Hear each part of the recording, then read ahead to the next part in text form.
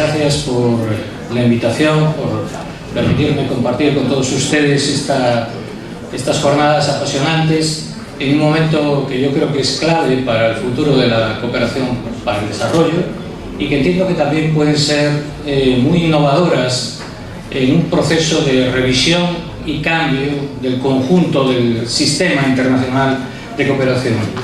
El tema de esta primera sesión tiene relación con la agenda y el papel de la cooperación dentro de la Agenda 2030. Y me voy a referir a tres aspectos que les anticipo. Uno primero va a ser sobre el contenido de la agenda. Yo, por supuesto que todos la conocemos, sabemos cuáles son sus componentes básicos, pero es bueno que reparemos en cómo se encuadran los desafíos de desarrollo de los países de renta media en la Agenda 2030. En segundo lugar, me voy a referir a poner en marcha la agenda como una oportunidad para todos los países, yo creo que para países desarrollados y países en desarrollo, pero también para los países de renta media que forman parte de la alianza. Y por último me centraré en los aspectos relativos al papel de la cooperación en esta agenda, que es un papel, como trataré de trasladarles, nuevo en relación con el que se le encargó a la cooperación en agendas precedentes del ámbito internacional.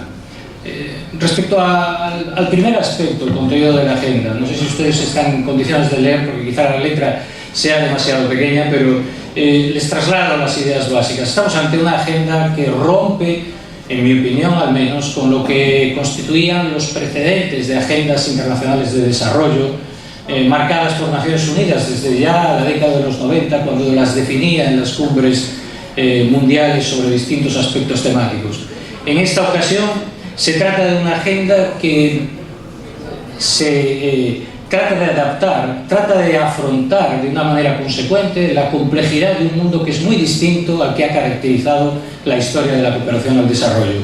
Y en ese sentido es una agenda que rompe con esa dualidad norte-sur, no porque no reconozca la existencia de desigualdades internacionales, que las hay y la agenda las reconoce justamente en uno de sus objetivos, sino porque entiende que el mundo no queda debidamente radiografiado simplemente con pensar que está conformado por un norte rico y un sur pobre. Entre medias hay un grupo muy amplio de países, de hecho, la mayor parte de los países y más del 60% de la población mundial, que radica en países de renta media que se encuentran en estadios diferentes de desarrollo, que han logrado conquistas y logros de desarrollo, que tienen experiencias adquiridas, que pueden trasladar a la comunidad internacional. El mundo ha cambiado, se ha hecho mucho más interdependiente, pero también mucho más complejo, y la agenda de desarrollo debe dar cuenta de esa diversidad de situaciones, de esa complejidad. Y creo que la primera agenda que hace esto, en relación con, por ejemplo, la agenda precedente del milenio, es la Agenda 2030. Se pasa a entender de esta manera el desarrollo como una responsabilidad compartida por todos, lógicamente compartida desde recursos y capacidades diferentes, como expresa la desigualdad del sistema internacional. Por su contenido es una agenda, yo aquí señalo 4 rasgos que creo que probablemente todos ustedes coincidan con ello. Una agenda enormemente comprensiva, en el sentido de que incorpora dimensiones no solo económicas, sino sociales y también ambientales, incorpora dimensiones que estaban apartadas de agendas anteriores, como las relativas a la institucionalidad, a la paz, al buen gobierno, a desigualdades en el interior de los países, que habían estado marginadas de las agendas anteriores y particularmente de la Agenda de Desarrollo del Milenio. Es por tanto una agenda comprensiva.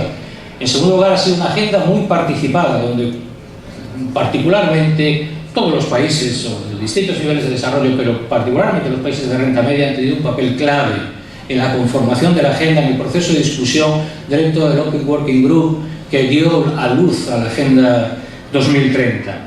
Es una agenda, en tercer lugar, universal, y esta es una expresión clara de esta forma de romper con la dualidad norte-sur. Es una agenda que nos compromete a todos, seamos ricos o pobres, países desarrollados, llamados así, países en desarrollo o países duales, países del norte y del sur, de un continente y de otro. Es una agenda que está interpelando al conjunto no solo de los gobiernos, sino de las sociedades, como más adelante diré. Y por último, en mi opinión, como un rasgo específico, es una agenda enormemente más equilibrada que las precedentes, en el sentido de que no es una agenda de cooperación internacional. Esto es un tema importante para lo que después diré en la tercera parte de mi argumentación. Es una agenda que implica el conjunto de la acción del gobierno y, por tanto, busca un equilibrio entre políticas y compromisos domésticos y políticas y compromisos internacionales. Y esto, de nuevo, la diferencia de agendas anteriores que estaban conformadas fundamentalmente como agendas de compromisos internacionales de los países y no tanto como agendas que comprometiesen sus políticas domésticas. Es una agenda que, utilizando la jerga que la cooperación al desarrollo ha dado lugar a una jerga infinita y endiablada, pero una de esa parte de esa agenda es estos dos conceptos que aquí se maneja, una agenda multinivel y multiactor, porque es una agenda que no solo compromete a los gobiernos nacionales, sino compromete a todas las instancias públicas, desde los ámbitos internacionales y globales hasta los ámbitos nacionales, regionales, provinciales y locales. Compromete al conjunto de las estructuras de articulación de la acción colectiva de los países a todos los niveles y trasciende a los gobiernos. Reitero esta idea, es una idea que nos emplaza y nos desafía a todos, desde nuestro ámbito particular de trabajo, a universidades, asociaciones, a ONGs, a centros de estudio. Todos estamos emplazados a contribuir a una agenda que nos está convocando a todos un esfuerzo colectivo.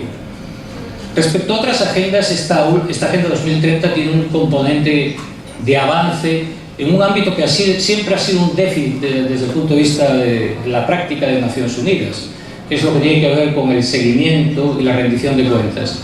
La Agenda del Milenio innovó notablemente los procesos de seguimiento de la agenda, pero hemos de reconocer ciertamente que la Agenda del Milenio no avanzó demasiado en el ámbito de la rendición de cuentas, entre otras cosas porque la propia agenda no definía quién tenía que hacer qué.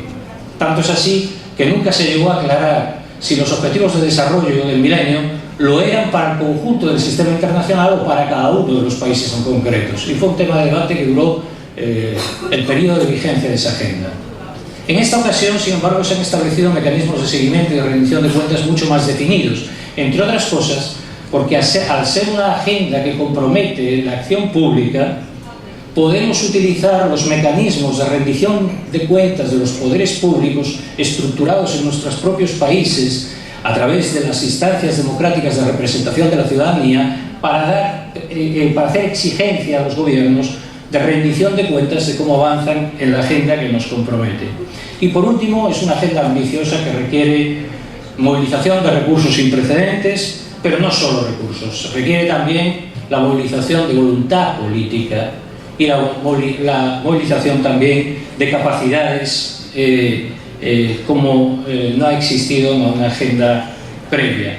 ¿Por qué es importante esta agenda para los países de renta media? Bueno, yo diría en primer lugar que los países de renta media se sintieron con mucha razón relativamente marginados de la agenda precedente, la agenda del milenio, la agenda de los objetivos de desarrollo del milenio, por dos razones que me parecen importantes que esta agenda, sin embargo, supera.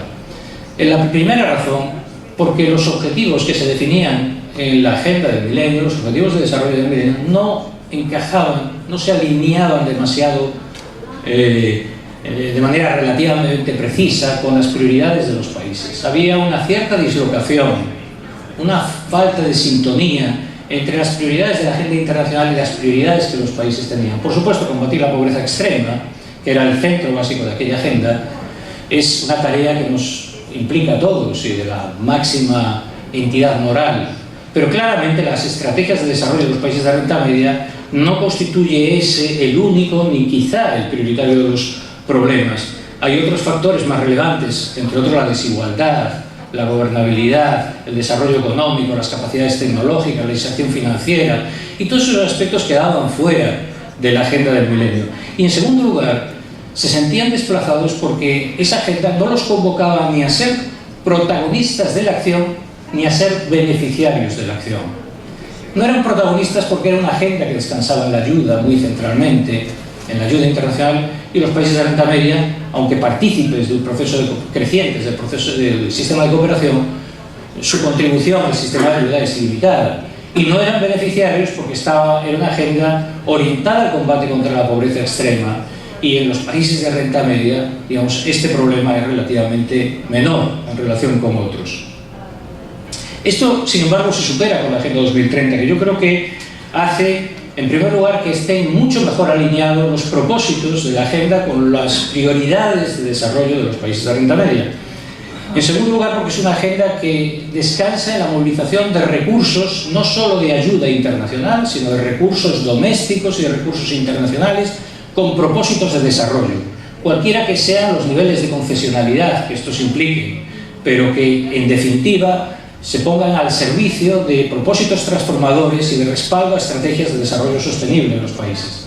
Y esto, indudablemente, interpela de una manera mucho más directa a los países de renta media, que son actores claves del sistema internacional y que son, en definitiva, países que han logrado ya generar capacidades de movilización de recursos y de atracción de recursos internacionales. Y por último, es una agenda que se orienta mucho más centralmente a bienes públicos regionales e internacionales, y de nuevo en ese campo los países de renta media son claves. La sostenibilidad no será posible, el combate contra el cambio climático no será posible, la estabilidad financiera no será posible, la seguridad internacional no será posible sin el concurso de los países de renta media. O hay éxito en los procesos de desarrollo de los países de renta media, o es difícil que los objetivos de la Agenda 2030 se cumplan.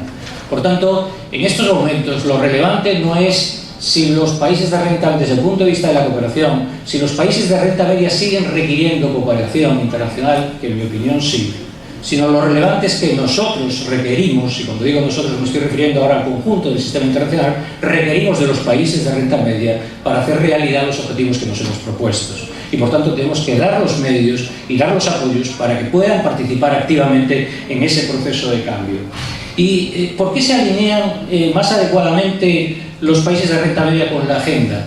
Pues básicamente porque los países de renta media son, y ustedes lo conocen muy bien, los representantes de los 4 países que conforman la alianza y muchos otros que puedan estar presentes aquí en esta sala, porque los países de renta media son países que han logrado superar carencias extremas. No es el problema de la carencia extrema lo que les condiciona su proceso de desarrollo, logran periodos ocasionales de intenso crecimiento y de profunda transformación económica, pero sin embargo se encuentran reiteradamente, sucesivamente con problemas de estrangulamiento en sus procesos de transformación institucional, de transformación productiva, de consolidación de logros de desarrollo. Y esa sistemática incursión en crisis y retrocesos, ese continuo proceso de stop and go que caracteriza en muchas ocasiones la dinámica de desarrollo de los países de renta media, hace que sus procesos de convergencia y de progreso en muchas ocasiones se convierten en procesos fallidos o incluso en procesos enormemente dilatados en el tiempo.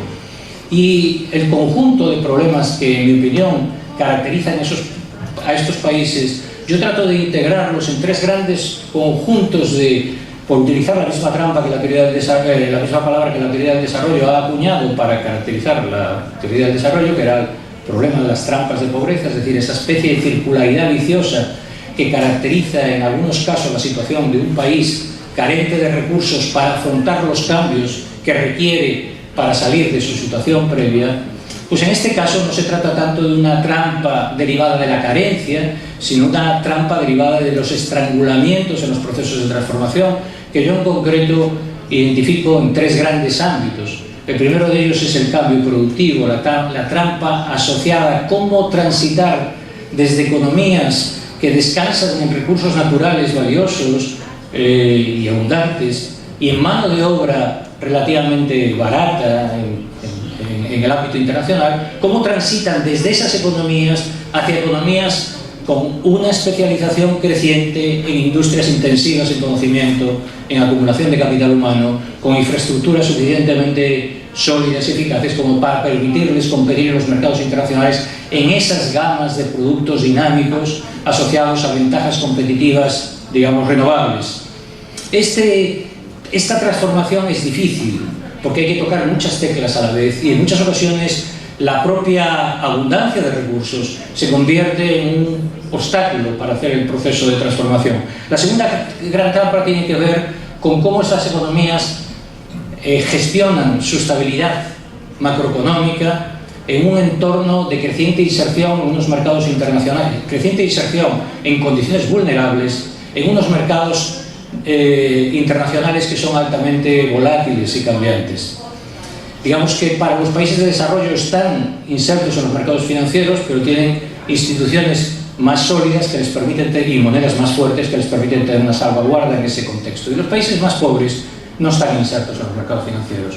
Por lo tanto, son los países de renta media los que padecen más crudamente esta situación. Por una parte, están suficientemente insertos como para ser afectados por las crisis de los mercados, pero por otra parte carecen de la solidez institucional como para enfrentarse a los mecanismos de regulación y de provisión de políticas que garanticen los espacios de estabilidad requerido. Y la última trampa, en mi opinión, es la trampa de la gobernanza, que tiene que ver fundamentalmente con cómo hacemos que a medida que un país progrese cambiamos el marco institucional, cómo hacemos que la inercia de las instituciones no haga que el marco institucional se quede rezagado respecto de aquel que sería necesario para el proceso de desarrollo que el país está acometiendo. Y en muchas ocasiones es difícil construir instituciones crecientemente complejas y legitimadas en un contexto de alta fragilidad social, de alta fragmentación social, de desigualdades profundas que se acumulan en el tiempo. Estos son los grandes desafíos de los países de renta media, en mi opinión, trazados en tres grandes agregados, porque no hay tiempo para más. Y si ustedes observan los contenidos de la agenda, que conocen muy bien, agrupándolos no por esas categorías que la Secretaría General de Naciones Unidas ha establecido de las 5 P's, personas, planeta, etcétera, sino agrupadas quizá con un sentido menos periodístico que las 5 P's, pero un sentido de afinidad temática. Digamos que la agenda se articula en torno a estos 5 grandes agregados, o 6, si consideramos el del centro, de logros sociales, de cómo avanzar en los logros sociales, de cómo avanzar en las reducciones de las desigualdades intra e internacionales, en cómo construir instituciones transparentes y legítimas, en cómo potenciar un crecimiento de amplia base con capacidad de generación de empleo, y por último en cómo alentar la sostenibilidad ambiental. Y todo ello en un marco en donde los bienes públicos y la construcción de alianzas es clave. Bueno, estos 5 agregados que he señalado están directamente asociados con esas trampas de renta media que antes he señalado. Por tanto, en mi opinión, esta agenda es una agenda plenamente alineada con potenciales prioridades de los países de renta media. ¿Y dónde se encuentran esos países? ¿Dónde se encuentran esos países? Permítanme ponerles los resultados de un trabajo que yo mismo dirigí para la Secretaría General Iberoamericana acerca de los ODS en el ámbito iberoamericano. Ahí verán ustedes todos los países, están también España y Portugal porque son parte de la comunidad iberoamericana, y verán por el color, cuanto más rojo, peor, los déficits donde se localizan. Y verán ustedes que una parte de los países de la región, y también por tanto los países de la Alianza del Pacífico, encuentran sus mayores déficits, sus menores realizaciones en los ámbitos de las desigualdades, algo no sorprendente por una parte, pero también en los ámbitos de crecimiento y en algunos ámbitos ambientales concretos, ¿no? Por tanto, hay una tarea que hacer, y además una tarea que, si ustedes la observan, es relativamente compartida por toda la región, particularmente es relativamente compartida por los países de la Alianza. Por tanto, es una tarea en donde la confluencia de esfuerzos, como lo que la Alianza plantea, es decir, la construcción de escenarios de integración regional, puede ser muy útil, porque parte de los problemas son compartidos, aunque lo sean, con intensidades, con apellidos, con caracterizaciones algo diferentes. No es muy distinta el diagnóstico que nos ofrece la Red de Soluciones del Desarrollo Sostenible, en colaboración con una fundación europea, que hace un índice sintético de los SDGs, de los Objetivos de Desarrollo Sostenible. Ahí verán de nuevo la comunidad iberoamericana situada, incluyendo de nuevo también España y Portugal, como antes les señalaba, y ahí están también los países de la Alianza. Verán, digamos, en dónde se sitúa cada uno de ellos, pero también dónde están las carencias de cada cual. Los voy a pasar muy rápidamente, pero para que ustedes vean. Ahí están representados los 17 objetivos, con indicadores que esta red ha identificado como más reveladores de dónde está cada uno de los países, de dónde están las mayores realizaciones, donde no hay problemas. Observen, por ejemplo, que la pobreza extrema no es un problema que caracteriza a estos países, no porque no exista, también existe en España y en países europeos, sino porque la existencia de esa pobreza es un fenómeno relativamente marginal en términos sociales agregados. No quiere decir que moralmente no sea una responsabilidad de los poderes públicos. Aquí están representados Chile y Colombia con el puesto que ocupan en la relación de los 156 países de los que se da cuenta a través de estos indicadores, y aquí México y Perú en ese mismo indicador. Hay, por tanto, tarea que hacer en relación con la agenda del desarrollo, y esa tarea que hacer es, en parte, también si observan donde se producen las menores realizaciones, son compartidas entre los países. Digamos, parte de la tarea que hay que hacer puede ser compartida. Ahora bien, la pregunta relevante, en mi opinión, es ¿por qué hemos de darle esta importancia a la Agenda 2030? ¿Por qué debiéramos de sentirnos implicados los países en una agenda de carácter internacional como la que supone la 2030? Y esta pregunta es relevante tanto para los países en desarrollo como para los países desarrollados.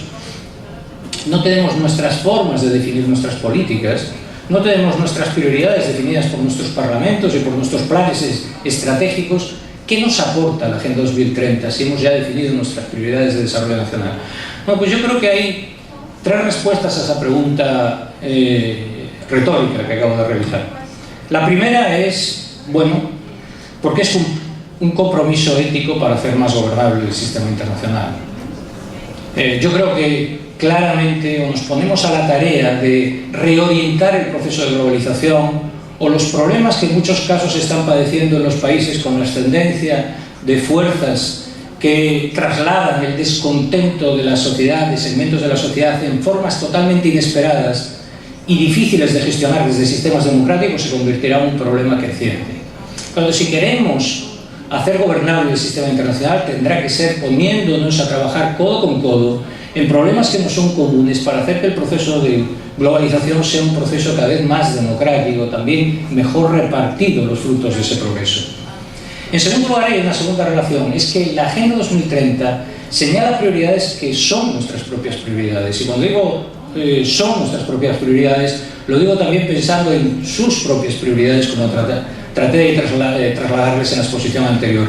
Es que en buena medida la agenda marca propósitos que buena parte de los países compartimos como deseables: la creación de empleo de calidad para los jóvenes, la transformación hacia la sostenibilidad de nuestras políticas, el establecimiento de consumos responsables, el cuidado del medio ambiente, las mejoras en la salud y la educación, la gobernanza más transparente e incluyente. Todos esos son objetivos deseables que cada uno hemos de construir desde nuestra particular realidad, pero que son objetivos que compartimos. Por lo tanto, es una agenda que nos comprende a todos. Y además, la agenda nos da un marco de trabajo agregado, coherente y de medio plazo, que nos hace de alguna manera trascender el cortoplacismo que en muchas ocasiones rige la vida política de nuestros respectivos países. Marca una narrativa para un proceso de transformación de largo plazo que nos convoca y nos aúna con otros países. Por eso yo creo que la Agenda 2030 no puede ser entendida como una imposición externa, como una tarea más que nos pone la comunidad internacional a nuestras propias políticas, sino más bien como una oportunidad para redefinir nuestras políticas en un marco de propósitos que nos otorgan ventajas para mejorar la calidad de nuestra acción pública. Para eso tenemos que interpretar la agenda de una manera peculiar, de una manera precisa. Para empezar, hemos de entender la agenda respecto a otras anteriores no como una relación de objetivos que hemos de trasplantar mecánicamente a nuestra realidad. La Agenda 2030 es una agenda que debe de adaptarse no uniformemente a los países, sino que debe de adoptarse y adaptarse a la realidad de cada país. Por tanto, es necesario un esfuerzo creativo para ver en ese marco cuáles son nuestras particulares prioridades. No porque sea una agenda que se configura como un menú donde uno pueda elegir, pero sí porque es una agenda que hay que aterrizar a la realidad de cada caso. En segundo lugar, es una agenda que nos aporta dos elementos que son útiles para mejorar la definición de nuestras políticas públicas. En primer lugar, nos permite un ejercicio de coherencia y de coordinación de la acción, porque es una agenda integral en donde son enormemente potentes las externalidades, los vínculos entre los propósitos de los distintos objetivos, y por tanto nos obliga a mirar en conjunto algo que es muy importante para países como los nuestros, y ahora sí me estoy refiriendo tanto a los de la Alianza como a mi propio país, España, que procedemos de una tradición latina en donde concebimos la acción pública como una suma de compartimentos estancos en donde cada uno de ellos en fin, domina un determinado cuerpo de la burocracia administrativa y no se relaciona con ninguno de los demás. Es decir, con esta visión patrimonialista de la acción de gobierno, tenemos que transitar una visión mucho más integral, mucho más comprensiva, mucho más articulada. Y yo creo que eso hará mejor a nuestra acción pública, a nuestras políticas. Y en segundo lugar, porque nos proporciona una mirada de largo plazo que también hace mejor nuestras políticas, porque nos obliga a pensar en el largo plazo y no exclusivamente en el ciclo legislativo en el que estamos ejerciendo nuestras responsabilidades. No es una agenda que obligue necesariamente a nuevas estrategias o a nuevas instituciones. Quizás sí, en algunos casos haya que crear instituciones o haya que crear políticas que traduzcan mejor lo que la agenda nos comporta, pero no fue el propósito. Yo participé activamente desde el Comité de Naciones Unidas, aunque pertenecía en el proceso de discusión de la agenda. Nunca fue el propósito que necesariamente los países tuviesen que a sus políticas y a sus instituciones sumar otras derivadas de la asunción de la agenda, sino más bien lo que se trataba es de repensar las tareas y las políticas en función de ese marco, no de sumar una responsabilidad más a la acción pública. Y además, por último, es una agenda que nos obliga a repensar lo público.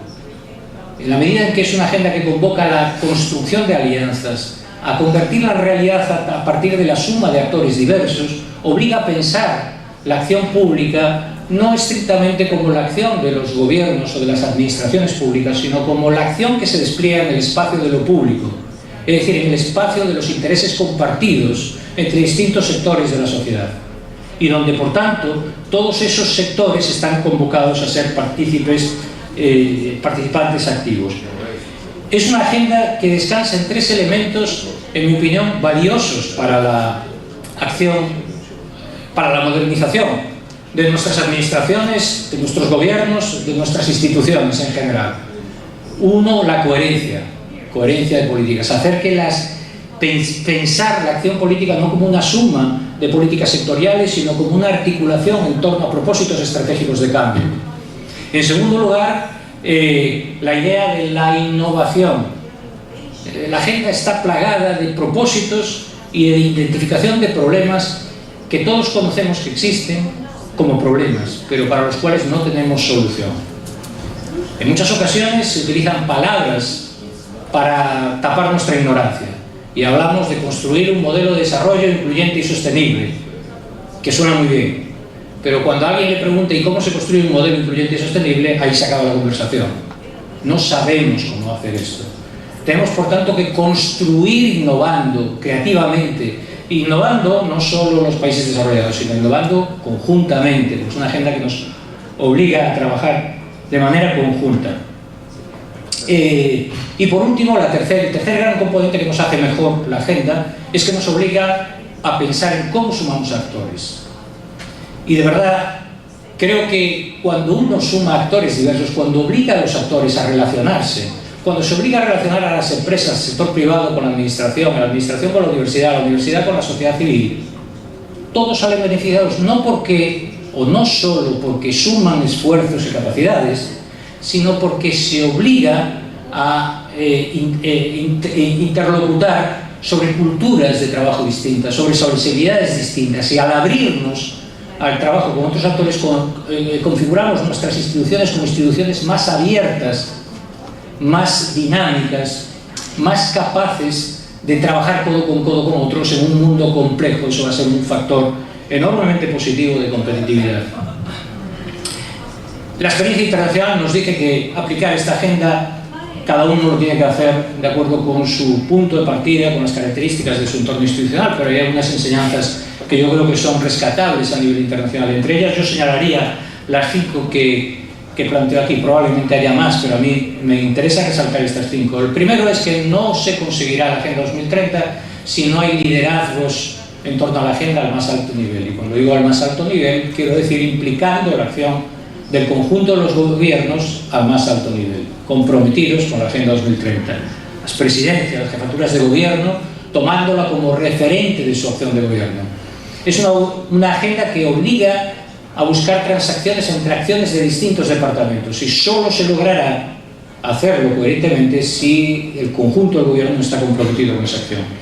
En segundo lugar, se ha demostrado también muy útil descomponer una agenda que es enormemente compleja, de 17 objetivos o de 16 objetivos y uno más, en clústeres, en grupos, en agregados de acción que de alguna manera identifiquen ámbitos estrechamente relacionados o más potentemente relacionados, en los cuales la acción sobre unos influye en la acción sobre los demás.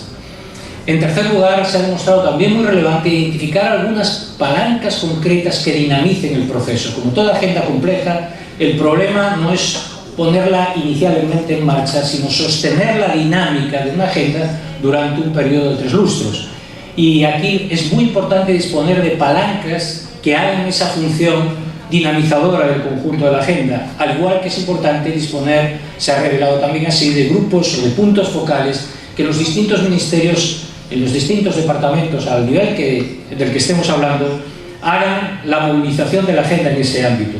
Un último factor es el que tiene que ver con disponer de una buena base informativa. Sin base informativa es imposible una agenda que es tan compleja como la que anteriormente he señalado. Bueno, ¿y cuál es el papel de la cooperación? Estoy llegando al tercer punto y final de la presentación. Yo diría que el papel de la cooperación es, en primer lugar, menos central de lo que ha sido en otras agendas, reconozcámoslo así, y por 2 motivos que son muy fáciles de explicar. El primero de ellos es porque es una agenda mucho más equilibrada, lo dije antes, entre compromisos y políticas domésticas y compromisos y políticas internacionales. La cooperación es un ámbito de la política internacional, por tanto quiere decir que hay un campo enorme de la acción de la Agenda 2030 que queda fuera de su competencia, de su área de acción. Por tanto, su aportación está más marginalizada, si se quiere, que en agendas anteriores, en donde el centro de la financiación de la agenda descansaba en la contribución de la ayuda o de otros mecanismos de cooperación. Y en segundo lugar, la pérdida de relevancia o de prioridad de la cooperación tiene que ver también con la ambición de los objetivos.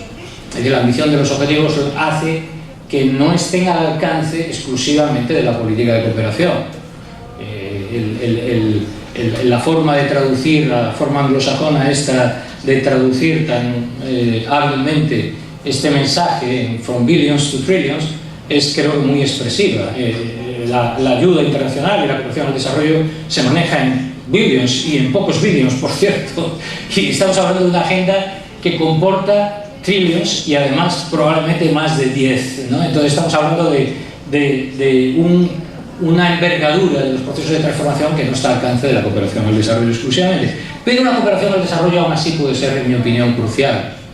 Lo puede ser para, digamos, alentar a los países a que complementen sus recursos, sus capacidades, pongan en común sus experiencias. Y ahí la cooperación tiene un papel clave. Y también porque una parte importante de la agenda es la provisión de bienes públicos. Y los bienes públicos, por definición, no se pueden proveer desde el mercado eficientemente, requieren cierto grado de acción cooperativa. En este caso, si son internacionales, acción cooperativa internacional, es decir, cooperación internacional en definitiva. Pero además es muy importante porque la cooperación al desarrollo tiene 3 componentes que son casi únicos en los flujos internacionales. Otros flujos también son muy importantes, pero la cooperación tiene 3 características. En primer lugar, es una política dominantemente pública. Por tanto, quiere decir que puede marcar prioridades que sean socialmente relevantes, más allá de las que el mercado vaya definiendo como apetecibles. Por tanto, puede, digamos, sobreponerse al mercado en la definición de aquellos propósitos que se consideran que socialmente son cruciales para la transformación de un país. En segundo lugar, porque es una política con un propósito explícito de desarrollo. La inversión puede generar desarrollo, el comercio genera desarrollo, las migraciones pueden generar desarrollo, pero la única de las políticas cuyo propósito constitutivo es hacer desarrollo es justamente la cooperación al desarrollo, que ha de movilizar a todas las demás políticas al servicio de ese propósito, pero que ella es la que lo tiene como elemento caracterizador de la política. Y por último, porque al ser una política pública es una política sometida al control ciudadano, es decir, a la rendición de cuentas, a la transparencia que es exigible. Ahora bien, si la cooperación al desarrollo tiene un papel que jugar en la Agenda 2030, que aunque es menor, es en mi opinión crucial, lo que no lo jugará es si la cooperación no cambia. Es decir, para jugar ese papel necesitamos un nuevo modelo de cooperación. No el que teníamos, fruto del mundo que se creó en el final de la Segunda Guerra Mundial y que más o menos ha ido sobreviviendo con transformaciones menores hasta la actualidad. Necesitamos un nuevo marco de cooperación, un nuevo modelo, un nuevo sistema de cooperación para una nueva agenda y una nueva realidad internacional como la que nos enfrentamos en estos momentos. Y yo les señalaría estos 5 rasgos, hay algunos más, pero quería sintetizarlos los fundamentales, 5 rasgos que en mi opinión requerirían cambiar para configurar ese nuevo modelo de cooperación hacia el futuro. El primero tiene que ver con una nueva lógica, que no puede descansar como ha descansado la ayuda internacional dominantemente, que esa lógica jerárquica, unidireccional, norte-sur, porque ya no responde al mundo actual, sino que tiene que ser una lógica construida sobre la acción cooperativa, sobre la suma de esfuerzos en problemas que son parcialmente compartidos. Este tránsito desde una lógica dual hacia una lógica cooperativa me parece que es el primero de los elementos de cambio. El segundo tiene que ver con la narrativa. De nuevo, también la narrativa tiene que cambiar. La narrativa de la ayuda internacional, que es uno de los componentes históricos de este sistema de cooperación, descansaba fundamentalmente en la filantropía, por lo menos en la retórica de la filantropía, o de la caridad, si se quiere, en la transferencia unilateral de recursos y capacidades desde los países ricos a los países pobres. Yo creo que esto, de nuevo, tampoco responde ya a la realidad del sistema internacional que tenemos. Y hoy tenemos que, por el contrario, subrayar una narrativa que aluda a las responsabilidades comunes pero diferenciadas frente a la gobernanza de un sistema interdependiente. Y ambas palabras son importantes. Como ustedes saben, esas palabras de responsabilidades comunes pero diferenciadas fueron acuñadas en Río, referidas al ámbito ambiental, pero que pueden ser perfectamente trasladadas a nuestra acción de cooperación.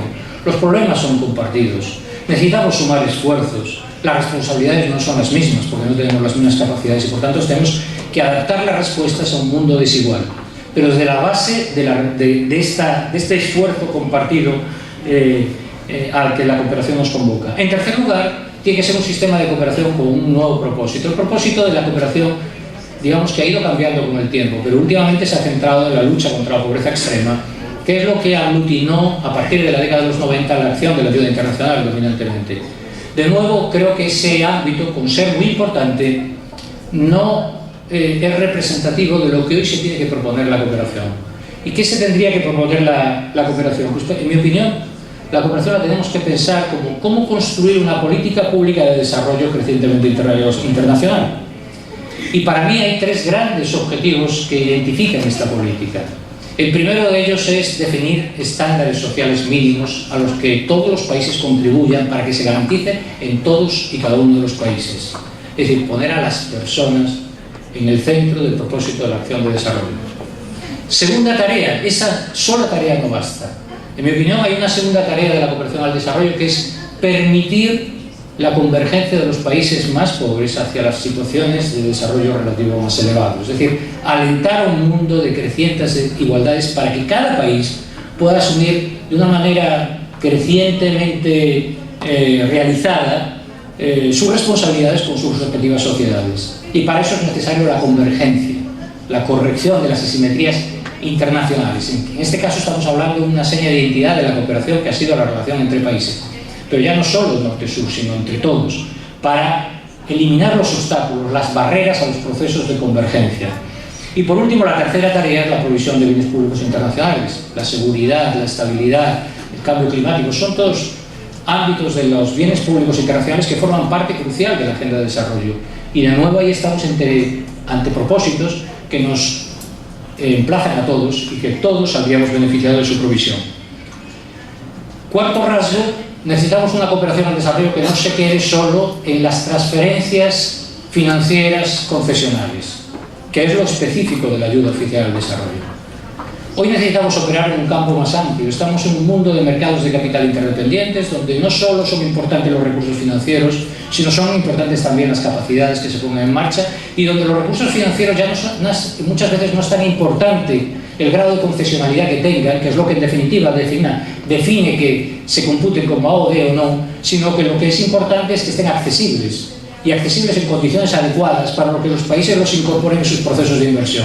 Por lo tanto, tenemos que tener una visión del sistema de cooperación que dilate el ámbito de acción más allá de lo que ha sido la AOD, para incorporar un ámbito que es el de la cooperación al desarrollo mucho más dilatado, donde caben recursos que no son solo oficiales, sino privados, y donde caben recursos que no son solo concesionales, sino que son recursos con propósitos de desarrollo, con objetivos de desarrollo.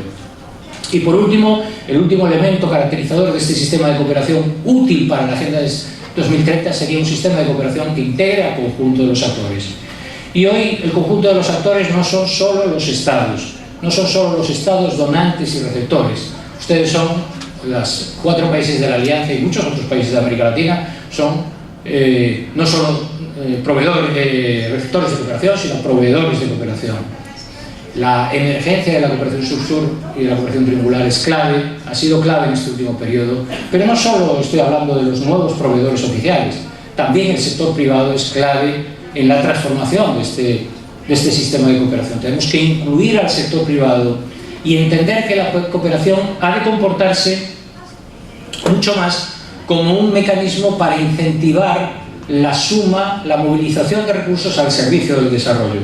Fíjense que todos estos 5 rasgos implican un cambio institucional muy importante, y quiero llamarles la atención sobre este hecho, porque está sucediendo en algunos de los países de la OCDE, pero tendría, en fin, bueno, no sé si la palabra es miedo, pero tendría temor a que ese cambio no se esté percibiendo desde muchos de los nuevos proveedores de cooperación al desarrollo, donde observo que se están creando agencias de desarrollo, lo cual es muy bueno, pero que reproduce la ubicación institucional que tenían las agencias de desarrollo de los países de la OCDE, cuando los países de la OCDE estamos pensando en muchas ocasiones en cómo transitamos de una institucionalidad de la cooperación que descansaba fundamentalmente y de manera exclusiva en las cancillerías a una acción de cooperación al desarrollo que implica al conjunto del gobierno.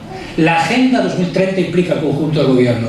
El nuevo marco de la cooperación, con la movilización de recursos privados, con la utilización de los instrumentos de la cooperación financiera y no solo de la asistencia técnica, implica el conjunto de la acción de gobierno. No podemos crear una institucionalidad útil de la cooperación al desarrollo que sea solo una parte de un ámbito departamental, de un ministerio, si quiere hacer esa labor de conjunción. Tiene que proponerse esa acción de conjunto del sistema de cooperación, y creo que esa forma de ver la institucionalidad, en mi opinión, es muy importante. Hay 2 elementos de novedad en este marco que estoy diciendo. Uno es la cooperación sur-sur. La cooperación sur-sur ha sido, por muchas razones, ha sido un elemento de enorme novedad y transformación en el sistema de cooperación, no por la cuantía que moviliza. Algunos de los donantes de la cooperación sur-sur, particularmente el caso de la República Popular China, moviliza muchos recursos, pero otros no, y aún así son muy importantes que hayan aparecido en el escenario de la cooperación internacional. Porque, en mi opinión, la cooperación sur-sur traslada elementos de novedad que conectan muy bien con ese modelo de cooperación al que yo antes les trataba de aludir.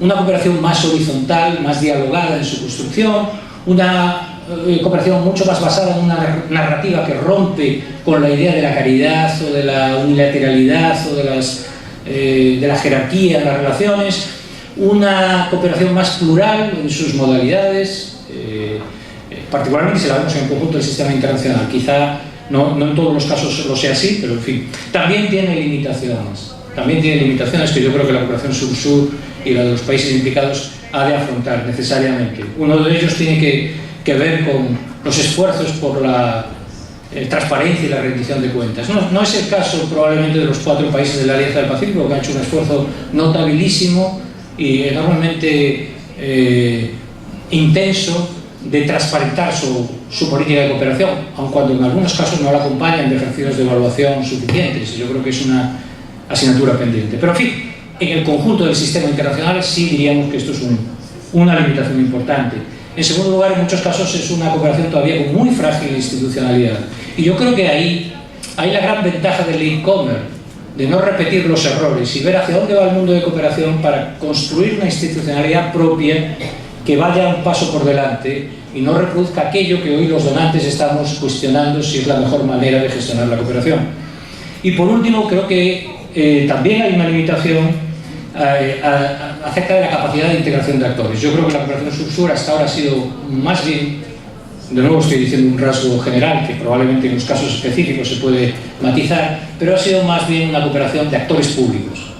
Y todavía queda espacio para los actores privados y para la sociedad civil que se integren en las acciones de cooperación, y hay un recorrido en ese campo. Hay limitaciones, pero yo creo que hay enormes avances. Y creo que bueno, les decía que hay 2 elementos de novedad. Uno es la cooperación sur-sur, el otro es las reformas que se están haciendo para integrar más activamente al sector privado en la cooperación, con la creación en muchos casos de nuevos instrumentos de acción, particularmente la cooperación financiera, que son enormemente valiosos y que están en muchos casos movilizando a nuevos actores, no solo a través de fundaciones, sino también a través de la propia presencia del sector privado en las políticas de desarrollo.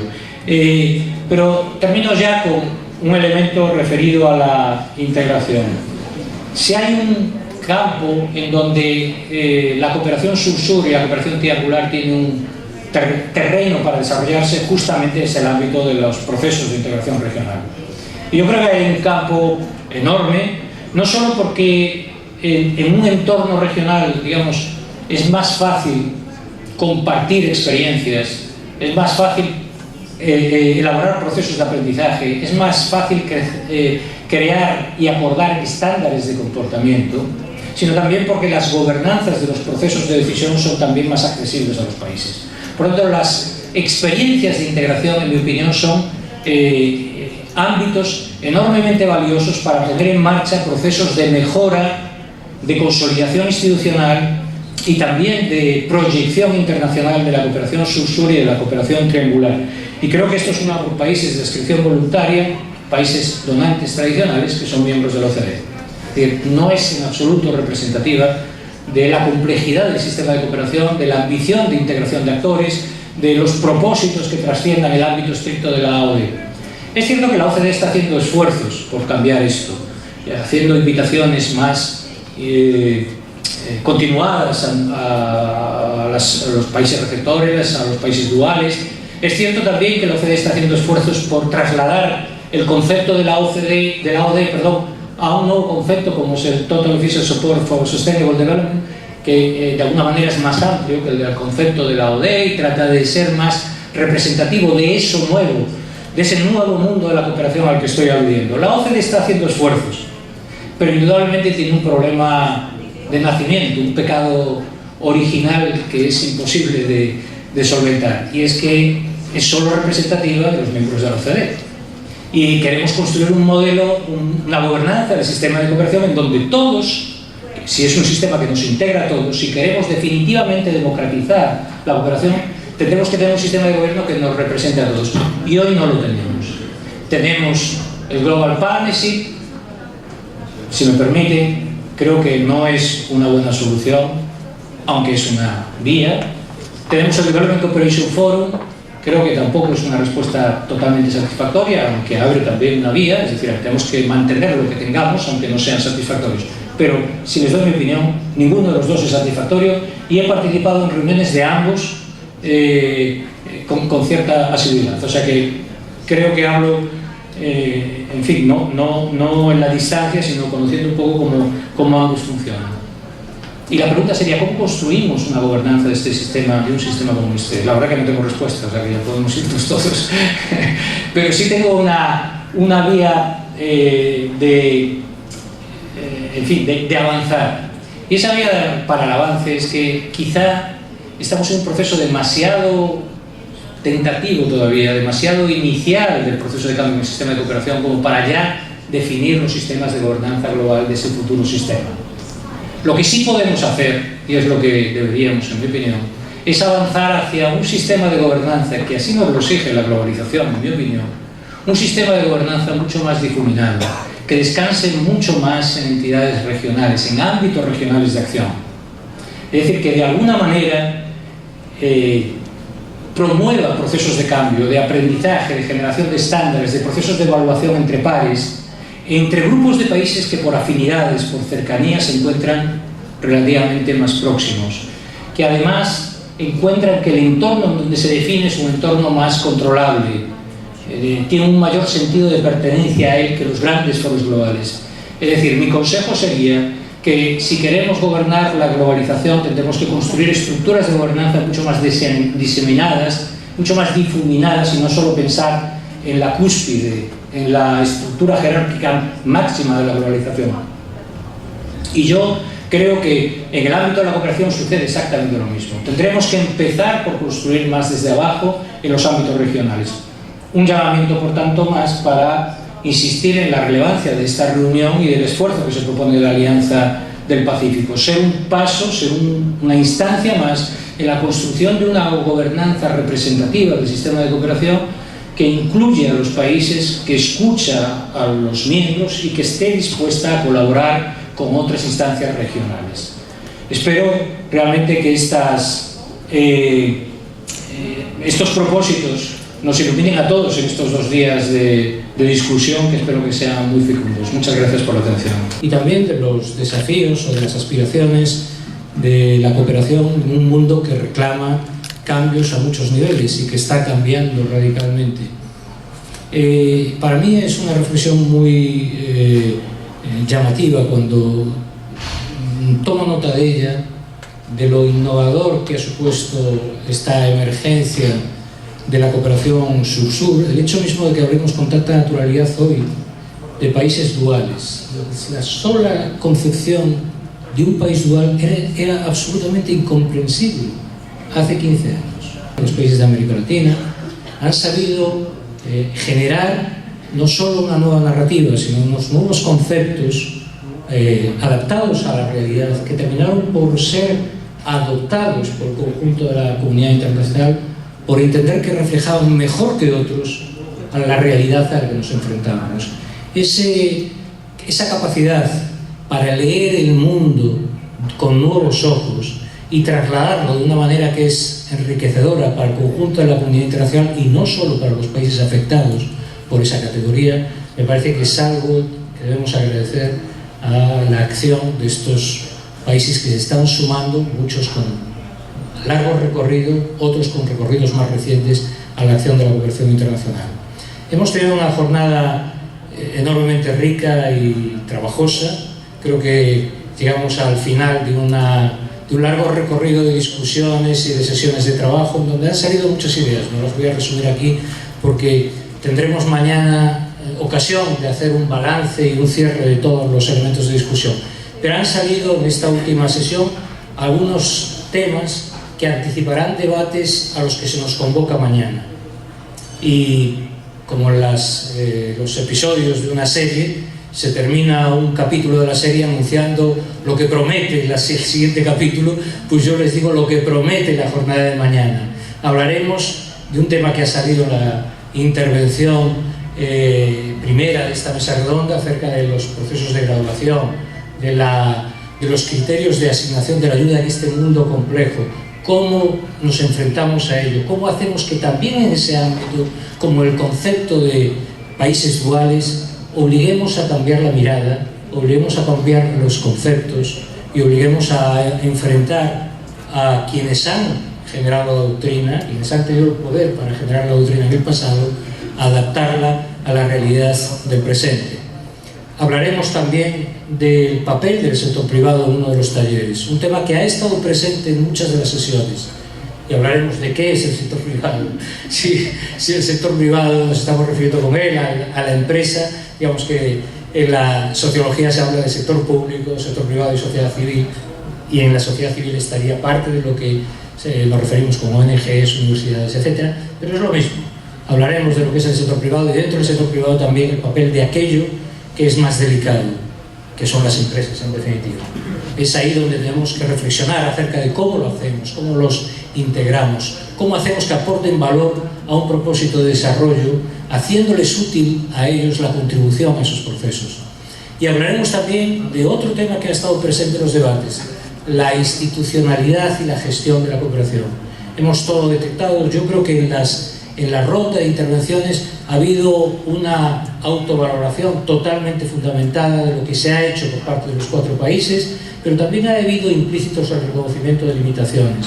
Y es bueno que reflexionemos entre todos acerca de cuáles son esas limitaciones que se manifiestan muy expresamente en el ámbito de la fragilidad institucional o de la fragilidad de la gestión. Y ahí creo que el análisis de todos y la discusión entre todos promete hacernos avanzar, aunque sean pequeños pasos en un proceso que indudablemente llevará tiempo. Con esto yo quisiera agradecerles a todos la atención, agradecer a los compañeros de esta última mesa sus intervenciones, su contribución y su aportación de información al conjunto de los asistentes acerca de lo que ha sido su reflexión y su experiencia, y convocarles mañana a que continuemos este debate que ha sido muy rico en el presente. Muchas gracias a todos y a todas.